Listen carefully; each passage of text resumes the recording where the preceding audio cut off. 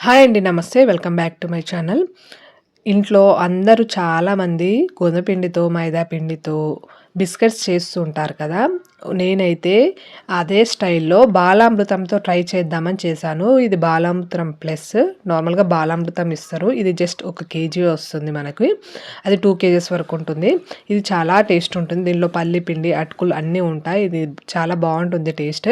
దీన్ని డైరెక్ట్ తినరావడం కొంచెం కష్టమవుతుంది కాబట్టి మళ్ళీ పిల్లలు కూడా కాస్త ఇష్టంగా తినట్లేదని నేను దీన్ని బిస్కెట్స్‌లాగా ట్రై చేస్తున్నాను. ఫస్ట్ ఒక కప్పు వరకు బాలామృతం పిండి తీసుకొని ఒకసారి మిక్సీ జార్‌లోకి ట్రాన్స్‌ఫర్ చేసుకోండి. దీన్ని మెత్తగా వీలైనంత వరకు మెత్తగా మిక్సీ పట్టుకోవాలి. దీంట్లో షుగర్ అన్నీ యాడ్ అయి ఉంటాయి కాబట్టి మనకు యాడెడ్ షుగర్ కూడా అవసరం ఉండదు ఎక్కువ. ఆ పిండిని ఎంత వీలైతే అంత మెత్తగా మిక్సీ పట్టుకొని ఒక బౌల్‌లోకి ట్రాన్స్‌ఫర్ చేసుకోండి. మిక్సింగ్ బౌల్‌లోకి. తర్వాత పావు కప్ వరకు గోధుమ పిండి, ఇది అడిషనల్‌గా బెల్లం వేస్తున్నాను నేను. బెల్లం పౌడర్. నేను జస్ట్ తక్కువే వేసాను. 3 టీ స్పూన్స్ వరకే వేసాను బెల్లం. మీరు కావాలంటే ఇంకా తీపి ఎక్కువ కావాలనుకున్నవారు ఎక్కువ కూడా యాడ్ చేసుకోవచ్చు. దీంట్లో ఆల్రెడీ షుగర్ ఉంటుంది కాబట్టి కాస్త సరిపోతుంది. దీంట్లో 2 టీ స్పూన్స్ వరకు నువ్వులు వేసుకోండి.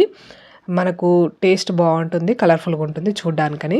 తర్వాత 3 టీ స్పూన్స్ వరకు నెయ్యి వేసుకోండి. ఎందుకంటే మనకు ఎంత నెయ్యి ఎక్కువ వేస్తే అంత టేస్ట్ బాగుంటుంది. బిస్కెట్స్ మంచి క్రిస్పీగా ఉంటాయి. ఇప్పుడు దీంట్లో కాస్త ఇలాచీ వేసుకోండి. 3 ఇలాచీలు మెత్తగా దంచుకొని దాంట్లో వేసుకోండి. పొడిలా చేసుకొని.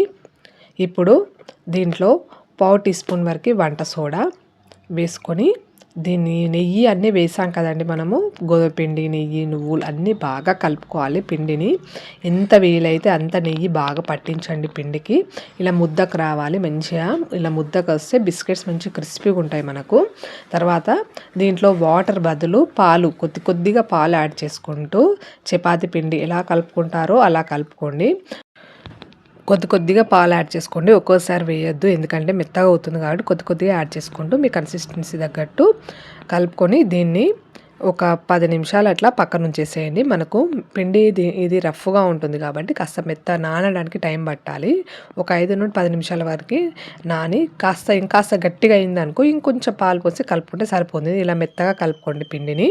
మెత్తగా కలుపుకొని ఒక ఫ్లోర్ పైన ఇలా కిచెన్ ప్లాట్ఫామ్ ఉంటుంది కదండి, దానిపైన ఇలా సన్నగా రోల్ చేసి ఇలా వీడియోలో చూపించినట్టు మంచి నైఫ్తోని ఈ షేప్ వచ్చేటట్టు కట్ చేసుకోండి. దీన్ని రకరకాలుగా కట్ చేసుకోవచ్చు. నేనైతే ఈ షేప్గా కట్ చేసుకున్నాను. అన్నీ ఇలాగే కట్ చేసుకోండి. లాస్ట్ పిండి మిగులుతుంది కానీ దాన్ని మీరు కావాలంటే ఇలా రౌండ్ షేప్ చేసుకొని ఈ స్టైల్లో కూడా చేసుకోవచ్చు. బిస్కెట్స్ రౌండ్ షేప్ చేసుకొని నైఫ్తో ఒక డిజైన్ లాగా చేసుకోవచ్చు. ఇలా అన్ని బిస్కెట్స్ కట్ చేసుకొని పక్కన ఉంచేసేయండి ఒక ప్లేట్లో. ఇప్పుడు ఒక ప్యాన్లో కాస్త ఆయిల్ వేడైందా లేదా చూసుకొని కాస్త ఆయిల్ కొంచెం వేడెక్కాక దీన్ని మీడియం టు లో ఫ్లేమ్ మధ్యలో పెట్టుకొని వేయించుకోవాలి. ఎందుకంటే హై ఫ్లేమ్లో పెట్టుకుంటే మాడిపోతాయి ఒకేసారి కాబట్టి లో టు మీడియం ఫ్లేమ్లో పెట్టుకొని నెమ్మదిగా కాల్చుకోవాలి. ఈ బిస్కెట్స్ని మెల్లగా వెంటనే టర్న్ చేయకుండా ఒక 2 మినిట్స్ తర్వాత మెల్లగా నెమ్మదిగా టర్న్ చేసుకుంటూ రెండు వైపులా కాల్చుకోండి.